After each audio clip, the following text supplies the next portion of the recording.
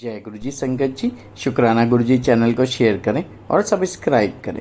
संगत जी, आज हम गुरु जी की आज्ञा से लीना जैन आंटी जी के श्रीमुख से श्री शिव महापुराण श्रृंखला के भाग 98 में रुद्र संहिता के चतुर्थ कुमार खंड में 19वें और 20वें अध्याय का श्रवण करेंगे।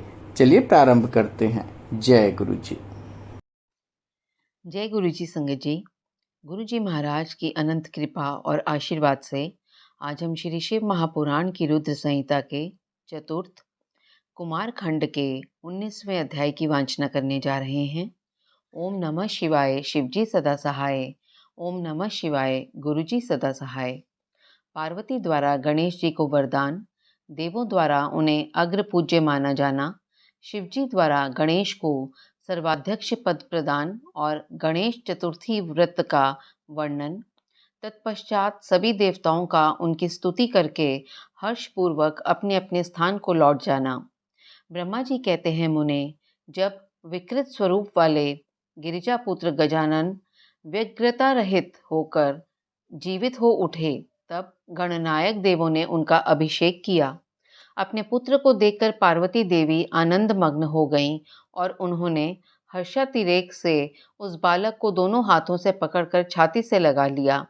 फिर अंबिका ने प्रसन्न होकर अपने पुत्र गणेश को अनेक प्रकार के वस्त्र और आभूषण प्रदान किए। तदंतर सिद्धियों ने अनेकों विधि विधान से उनका पूजन किया और माता ने अपने सर्व दुखहारी हाथ से उनके अंगों का स्पर्श किया।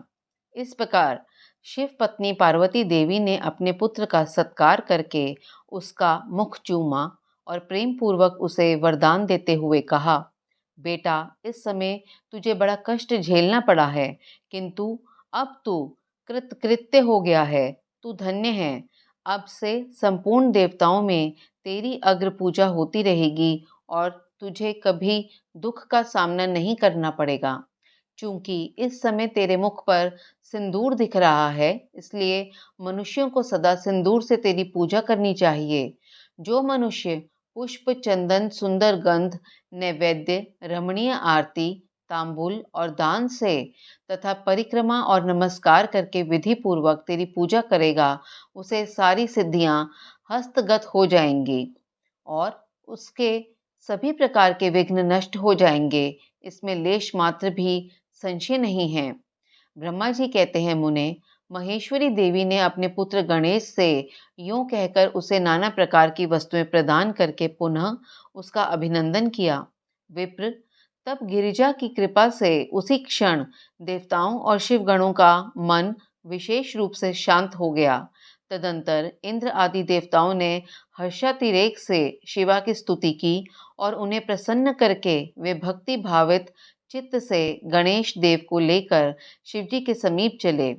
वहां पहुंचकर उन्होंने त्रिलोकी की कल्याण कामना से भवानी के उस बालक को शिवजी की गोद में बैठा दिया। तब शिवजी भी उस बालक के मस्तक पर अपना कर कमल फेरते हुए देवताओं से बोले, ये मेरा दूसरा पुत्र है। तत्पश्चात गणेश ने भी उठकर शिवजी के चरणों में अभिवादन किया। फिर पार्वती को, मुझको, विष्णु को और नारद आदि सभी ऋषियों को प्रणाम करके आगे खड़े होकर उन्होंने कहा, यूं अभिमान करना मनुष्यों को स्वभाव ही है, अतः आप लोग मेरा अपराध क्षमा करें। तब मैं, शंकर और विष्णु, इन तीनों देवताओं ने एक साथ ही प्रेम पूर्वक उन्हें उत्तम वर प्रदान करते हुए कहा, सुरवरों, जैसे त्रिलोकी में हम तीनों देवों की पूजा होती है, उसी तरह तुम सबको इन गणेश का भी पूजन करना चाहिए। मनुष्यों को चाहिए कि पहले इनकी पूजा करके तत्पश्चात हम लोगों का पूजन करें। ऐसा करने से हम लोगों की पूजा संपन्न हो जाएगी। देवगणों, यदि कहीं इनकी पूजा पहले न करके अन्य देवता का पूजन किया गया, तो उस पूजन का फल नष्ट हो जाएगा। उसमें अन्यथा विचार करने की आवश्यकता नहीं है।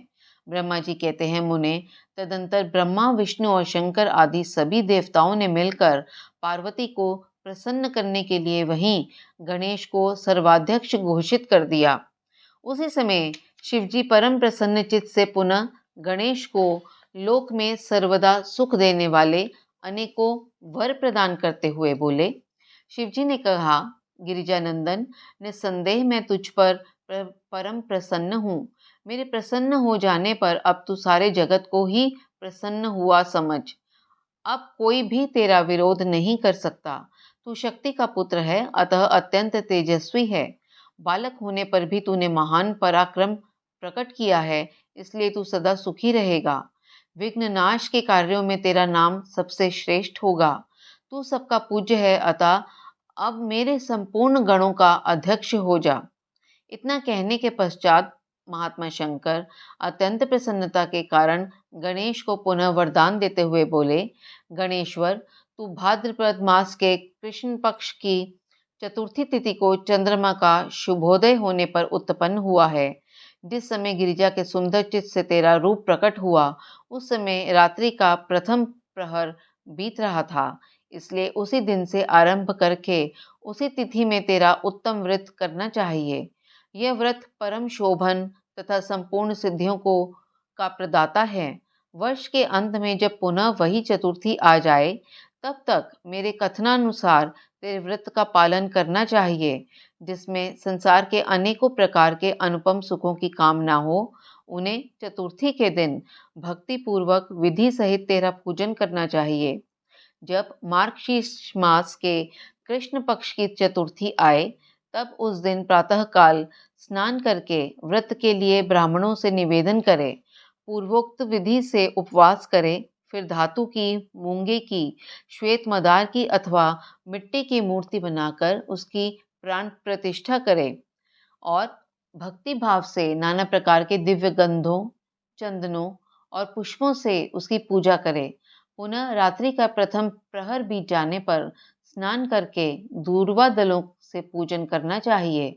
यह दूर्वा जड़ रहित 12 अंगुल लंबी और 3 गांठों वाली होनी चाहिए। ऐसी 101 अथवा 21 दूर्वा से उस स्थापित प्रतिमा की पूजा करे। तत्पश्चात धूप, दीप, अनेक प्रकार के नैवेद्य, तांबूल, अर्घ और उत्तम उत्तम पदार्थों द्वारा गणेश की पूजा करे और स्तवन करके उसके आगे प्रणिपात करे। यूं गणेश की पूजा करने के पश्चात बाल चंद्रमा का पूजन करे। तत्पश्चात हर्षपूर्वक ब्राह्मणों की पूजा करके उन्हें मिष्टान का भोजन कराए। उनके भोजन कर लेने के बाद स्वयं भी नमक रहित मिष्टान का ही प्रसाद पाए। फिर गणेश का स्मरण करके अपने सभी नियमों का विसर्जन कर दे। इस प्रकार करने से यह शुभ व्रत पूर्ण होता है। बेटा, यूं व्रत करते करते जब वर्ष पूरा हो जाए, तब व्रती मनुष्य को चाहिए कि वे व्रत की पूर्ति के लिए व्रतोद्यापन का कार्य भी संपन्न करे। इसमें मेरे आज्ञानुसार 12 ब्राह्मणों को भोजन कराना चाहिए। व्रती को चाहिए कि वे एक कलश स्थापित करके उस पर तेरी मूर्ति की पूजा करे। तत्पश्चात वेद विधि के अनुसार वेदी का निर्माण करके उस पर अष्टदल कमल बनाए। फिर उसी पर धन की कंजूसी छोड़कर हवन करे। पुनः मूर्ति के सामने 2 स्त्रियों और 2 बालकों को बिठाकर विधि पूर्वक उनकी पूजा करे और सादर उन्हें भोजन कराए। रात में जागरण करे। प्रातःकाल पुनः पूजन करके पुनरागमन के लिए विसर्जन कर दे। बालकों से आशीर्वाद ग्रहण करे, स्वस्वित वाचन कराए और व्रत की पूर्ति के लिए पुष्पांजलि निवेदित करे। फिर नमस्कार करके नाना प्रकार के कार्यों की कल्पना करें। इस प्रकार जो इस व्रत को पूर्ण करता है, उसे अभीष्ट फल की प्राप्ति होती है। गणेश, जो श्रद्धा सहित अपनी शक्ति के अनुसार नित्य तेरी पूजा करेगा, उसके सभी मनोरथ सफल हो जाएंगे। मनुष्यों को सिंदूर, चंदन, चावल, केतकी पुष्प आदि अनेकों उपचारों द्वारा गणेश्वर का पूजन करना चाहिए। यों जो लोग नाना प्रकार के उपचारों से भक्ति पूर्वक तेरी पूजा करेंगे, उनके विघ्नों का सदा के लिए नाश हो जाएगा और उनकी कार्य सिद्धि होती रहेगी। सभी वर्ण के लोगों को, विशेषकर स्त्रियों को ये पूजा अवश्य करनी चाहिए तथा अभ्युदय की कामना करने वाले राजाओं के लिए भी यह व्रत अवश्य कर्तव्य है। व्रती मनुष्य जिस जिस वस्तु की कामना करता है, उसे निश्चय वह वस्तु प्राप्त हो जाती है। अतः जिसे किसी वस्तु की अभिलाषा हो, उसे अवश्य तेरी सेवा करनी चाहिए। ब्रह्मा जी कहते हैं, मुने, जब शिवजी ने महात्मा गणेश को इस प्रकार वर प्रदान किया, तब संपूर्ण देवताओं, श्रेष्ठ ऋषियों और शिव के प्यारे समस्त गणों ने तथास्तु कहकर उसका समर्थन किया और अत्यंत विधि पूर्वक गणाधीश का पूजन किया। तत्पश्चात शिव गणों ने आदर पूर्वक नाना प्रकार की पूजन सामग्री से गणेश्वर की विशेष रूप से अर्चना की और उनके चरणों में प्रणाम किया। मुनीश्वर, उस समय गिरिजा देवी को जो आनंद प्राप्त हुआ उसका वर्णन मेरे चारों मुखों से भी नहीं हो सकता। तब फिर मैं उसे कैसे बताऊं? उस अवसर पर देवताओं की दुदुम्बियां बजने लगी, अप्सराएं नृत्य करने लगी, गंधर्व श्रेष्ठ गान करने लगे और पुष्पों की वर्षा होने लगी।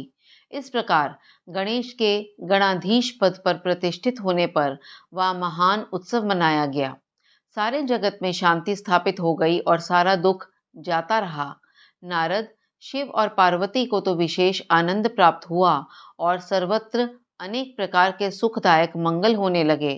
तदंतर संपूर्ण देवगण और ऋषिगण जो वहां पधारे हुए थे, वे सभी शिव की आज्ञा से अपने अपने स्थान को चले। उस समय वे शिवजी की स्तुति करके गणेश और पार्वती की बारंबार प्रशंसा कर रहे थे और कैसा अद्भुत युद्ध हुआ, यूं परस्पर वार्तालाप करते हुए चले जा रहे थे। इधर जब गिरिजा देवी का क्रोध शांत हो गया, तब शिवजी भी, जो स्वात्माराम होते हुए भी सदा भक्तों का कार्य सिद्ध करने के लिए उद्यत रहते हैं, गिरिजा के सन्निकट गए और लोगों की हित कामना से पूर्ववत नाना प्रकार के सुखदायक कार्य करने लगे। तब मैं, ब्रह्मा और विष्णु दोनों भक्ति पूर्वक शिव शिवा की सेवा करके शिव की आज्ञा ले अपने अपने धाम को लौट आए। जो मनुष्य जितेंद्रिय होकर इस परम मांगलिक आख्यान को श्रवण करता है, वह संपूर्ण मंगलों का भागी होकर मंगल भवन हो जाता है।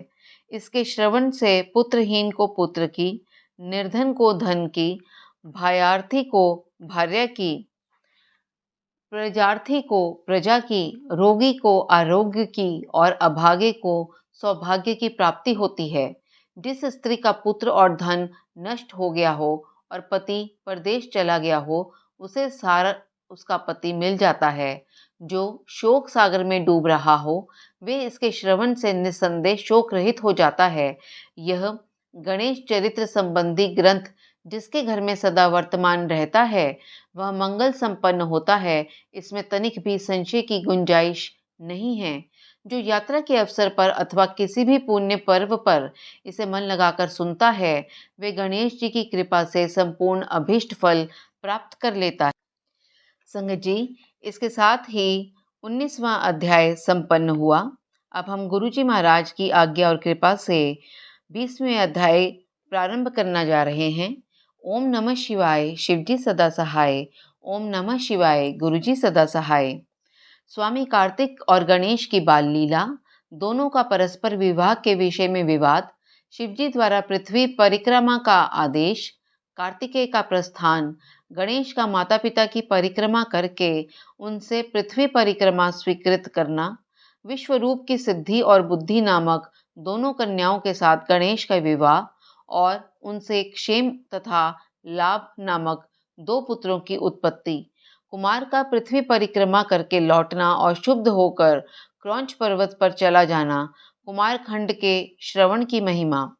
नारद जी ने पूछा, तात, मैंने गणेश के जन्म संबंधी अनुपम वृत्तांत तथा परम पराक्रम से विभूषित उनका दिव्य चरित्र भी सुन लिया।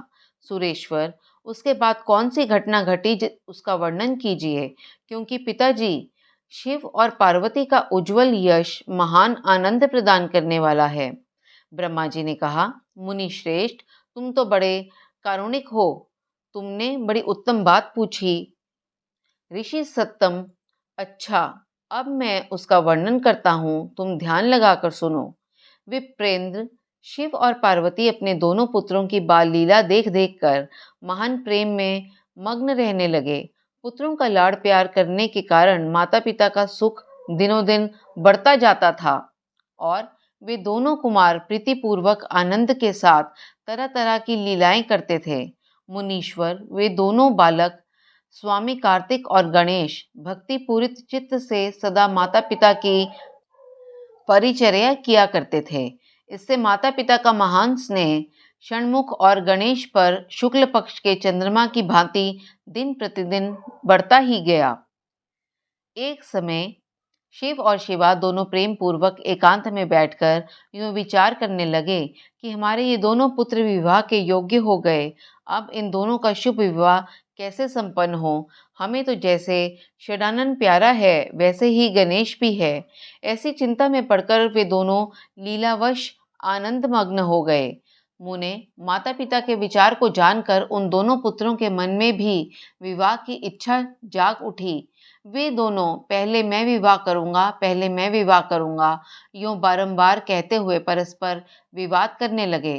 तब जगत के अधीश्वर वे दोनों दंपति पुत्रों की बात सुनकर लौकिक आचार का आश्रय ले परम विस्मय को प्राप्त हुआ। कुछ समय बाद उन्होंने अपने दोनों पुत्रों को बुलाया और उनसे इस प्रकार कहा। शिव पार्वती बोले, सुपुत्रों, हम लोगों ने पहले से ही एक ऐसा नियम बना रखा है जो तुम दोनों के लिए सुखदायक होगा। अब हम यथार्थ रूप से उसका वर्णन करते हुए तुम लोग प्रेम पूर्वक सुनो। प्यारे बच्चों, हमें तो तुम दोनों पुत्र समान ही प्यारे हो। किसी पर विशेष प्रेम हो ऐसी बात नहीं है। अतः हमने तुम लोगों के विवाह के विषय में एक ऐसी शर्त बनाई है जो दोनों के लिए कल्याणकारी है। अर्थात वे शर्त ये है कि जो सारी पृथ्वी की परिक्रमा करके पहले लौट आएगा उसी का शुभ विवाह पहले किया जाएगा। ब्रह्मा जी कहते हैं, मुने, माता पिता की यह बात सुनकर शरजन्मा महाबली कार्तिकेय तुरंत ही अपने स्थान से पृथ्वी की परिक्रमा करने के लिए चल दिए, परंतु अगाध बुद्धि संपन्न गणेश वहीं खड़े रह गए। वे अपनी उत्तम बुद्धि का आश्रय ले बारंबार मन में विचार करने लगे कि अब मैं क्या करूं, कहाँ जाऊं। परिक्रमा तो मुझसे हो नहीं सकेगी, क्योंकि कोस भर चलने के बाद आगे मुझसे चला जाएगा नहीं। फिर सारी पृथ्वी की परिक्रमा करके मैं कैसे सुख प्राप्त कर सकूंगा। ऐसा विचार कर गणेश ने जो कुछ किया उसे सुनो। उन्होंने अपने घर लौटकर विधि पूर्वक स्नान किया और माता पिता से इस प्रकार कहा। गणेश जी बोले, पिताजी एवं माताजी, मैंने आप लोगों की पूजा करने के लिए यहाँ 2 आसन स्थापित किए हैं। आप दोनों इस पर विराजिए और मेरा मनोरथ पूर्ण कीजिए। ब्रह्मा जी कहते हैं, मुने, गणेश की बात सुनकर पार्वती और परमेश्वर उनकी पूजा ग्रहण करने के लिए आसन पर विराजमान हो गए। तब गणेश जी ने उनकी विधि पूर्वक पूजा की और बारंबार प्रणाम करते हुए उनकी 7 बार प्रदक्षिणा की। बेटा नारद, गणेश तो बुद्धि सागर थे ही। वे हाथ जोड़कर प्रेम मग्न माता पिता की बहुत प्रकार से स्तुति करके बोले। गणेश जी ने कहा, हे माता जी तथा हे पिताजी, आप लोग मेरी उत्तम बात सुनिए और शीघ्र ही मेरा शुभ विवाह कर दीजिए। ब्रह्मा जी कहते हैं, मुने, महात्मा गणेश का ऐसा वचन सुनकर वे दोनों माता पिता महाबुद्धिमान गणेश से बोले। शिव ने कहा, बेटा, तू पहले काननों सहित इस सारी पृथ्वी की परिक्रमा तो कर आ। कुमार गया हुआ है, तू भी जा और उससे पहले लौट आ, अर्थात तब तेरा विवाह पहले कर दिया जाएगा। ब्रह्मा जी कहते हैं, मुने, नियम परायण गणेश माता पिता की ऐसी बात सुनकर कुपित हो तुरंत बोल उठे। गणेश जी ने कहा, हे माता जी तथा हे पिताजी, आप दोनों सर्वश्रेष्ठ, धर्मरूप और महाबुद्धिमान हैं, अतः धर्मानुसार मेरी बात सुनिए। मैंने 7 बार पृथ्वी की परिक्रमा की है, फिर आप लोग ऐसी बात क्यों कह रहे हैं। ब्रह्मा जी कहते हैं, मुने, शिव पार्वती तो बड़े लीलानंदी ही ठहरे। वे गणेश का कथन सुन लौकिक गति का आश्रय लेकर बोले। शिव पार्वती ने कहा, पुत्र, तूने समुद्र पर्यंत विस्तार वाली बड़े बड़े काननों से युक्त इस सप्तद्वीप वाली विशाल पृथ्वी की परिक्रमा कब कर ली। ब्रह्मा जी कहते हैं, मुने, जब शिव पार्वती ने ऐसा कहा तब उसे सुनकर महान बुद्धि संपन्न गणेश बोले। गणेश जी ने कहा, माता जी एवं पिताजी, मैंने आपकी बुद्धि से आप दोनों शिव पार्वती की पूजा करके प्रदक्षिणा कर ली है, अतः मेरी समुद्र पर्यंत पृथ्वी की परिक्रमा पूर्ण हो गई। धर्म के संग्रह भूत वेदों और शास्त्रों में जो ऐसे वचन मिलते हैं वे सत्य हैं अथवा असत्य, अर्थात वे वचन हैं कि जो पुत्र माता पिता की पूजा करके उनकी प्रदक्षिणा करता है उसे पृथ्वी परिक्रमा जनित फल सुलभ हो जाता है। जो माता पिता को घर पर छोड़कर तीर्थ यात्रा के लिए जाता है वे माता पिता की हत्या से मिलने वाले पाप का भागी होता है, क्योंकि पुत्र के लिए माता पिता का चरण सरोज ही महान तीर्थ है। अन्य तीर्थ तो दूर जाने पर प्राप्त होते हैं, परंतु धर्म का साधन भूत यह तीर्थ तो पास में ही सुलभ है। पुत्र के लिए अर्थात माता पिता और स्त्री के लिए अर्थात पति, ये दोनों सुंदर तीर्थ घर में ही वर्तमान हैं। ऐसा जो वेद शास्त्र निरंतर उद्घोषित करते रहते हैं उसे फिर आप लोग असत्य कर दीजिए, अर्थात और यदि वे असत्य हो जाएगा तो निस्संदेह वेद भी असत्य हो जाएगा और वेद द्वारा वर्णित आपका यह स्वरूप भी झूठा समझा जाएगा। इसलिए या तो शीघ्र ही मेरा शुभ विवाह कर दीजिए अथवा यो कह दीजिए कि वेद शास्त्र झूठे हैं, आप दोनों धर्मरूप हैं। अतः भली भांति विचार करके इन दोनों में जो परमोत्तम प्रतीक हो उसे प्रयत्न पूर्वक करना चाहिए। ब्रह्मा जी कहते हैं, मुने, तब जो बुद्धिमानों में श्रेष्ठ उत्तम बुद्धि संपन्न तथा महान ज्ञानी हैं वे पार्वती नंदन गणेश इतना कहकर चुप हो गए। उधर वे दोनों पति पत्नी जगदीश्वर शिव पार्वती गणेश के वचन सुनकर परम विस्मित हुए। तदंतर वे यथार्थभाषी एवं अद्भुत बुद्धि वाले अपने पुत्र गणेश की प्रशंसा करते हुए बोले। शिवाशिव ने कहा, बेटा तू महान आत्मबल से संपन्न है, इसी से तुझ में निर्मल बुद्धि उत्पन्न हुई है। तूने जो बात कही है वे बिल्कुल सत्य है, अन्यथा नहीं है। दुख का अवसर आने पर जिसकी बुद्धि विशिष्ट हो जाती है उसका दुख उसी प्रकार विनष्ट हो जाता है जैसे सूर्य के उदय होते ही अंधकार। जिसके पास बुद्धि है वही बलवान है, बुद्धिहीन के पास बल कहाँ। पुत्र, वेद शास्त्र और पुराणों में बालक के लिए धर्म पालन की जैसी बात कही गई है वे सब तूने पूरी कर ली। तूने जो बात कही है वे दूसरा कौन कह सकता है। हमने तेरी वह बात मान ली, अब इसके विपरीत नहीं कहेंगे। ब्रह्मा जी कहते हैं, नारद, यूं कहकर उन दोनों ने बुद्धि सागर गणेश को सांत्वना दी और फिर वे उनके विवाह के संबंध में उत्तम विचार करने लगे। इसी समय जब प्रसन्न बुद्धि वाले प्रजापति विश्वरूप को शिवजी के उद्योग का पता चला तब उस पर विचार करके उन्हें परम सुख प्राप्त हुआ। उन प्रजापति विश्वरूप के दिव्य रूप संपन्न एवं सर्वांग शोभना दो सुंदरी कन्याएं थी जिनका नाम सिद्धि और बुद्धि था। भगवान शंकर और गिरिजा ने उन दोनों के साथ हर्षपूर्वक गणेश का विवाह संस्कार संपन्न कराया। उस विवाह के अवसर पर संपूर्ण देवता प्रसन्न होकर पधारे। उस समय शिव और पार्वती का जैसा मनोरथ था उसी के अनुसार विश्वकर्मा ने वे विवाह किया। उसे देखकर ऋषियों तथा देवताओं को परम हर्ष प्राप्त हुआ। मुने, गणेश को भी उन दोनों पत्नियों के मिलने से जो सुख प्राप्त हुआ उसका वर्णन नहीं किया जा सकता। कुछ काल के पश्चात महात्मा गणेश के उन दोनों पत्नियों से दो दिव्य पुत्र उत्पन्न हुए। उनमें गणेश पत्नी सिद्धि के गर्भ से क्षेम नामक पुत्र पैदा हुआ और बुद्धि के गर्भ से जिस परम सुंदर पुत्र ने जन्म लिया उसका नाम लाभ हुआ। इस प्रकार जब गणेश अचिंत्य सुख का भोग करते हुए निवास करने लगे तब दूसरे पुत्र स्वामी कार्तिक पृथ्वी की परिक्रमा करके लौटे। उस समय नारद जी ने आकर कुमार स्कंद को सब समाचार सुनाए। उन्हें सुनकर कुमार के मन में बड़ा क्षोभ हुआ और वे माता पिता शिवाशिव के द्वारा रोके जाने पर भी न रुककर क्रौंच पर्वत की ओर चल गए। देवऋषि, उसी दिन से शिवपुत्र स्वामी कार्तिक का कुमारत्व अर्थात कुंवारपना प्रसिद्ध हो गया। उनका नाम त्रिलोकी में विख्यात हो गया। वे शुभदायक, सर्व पापहारी, पुण्यमय और उत्कृष्ट ब्रह्मचर्य की शक्ति प्रदान करने वाला है। कार्तिक की पूर्णिमा को सभी देवता, ऋषि, तीर्थ और मुनीश्वर सदा कुमार का दर्शन करने के लिए क्रौंच पर्वत पर जाते हैं।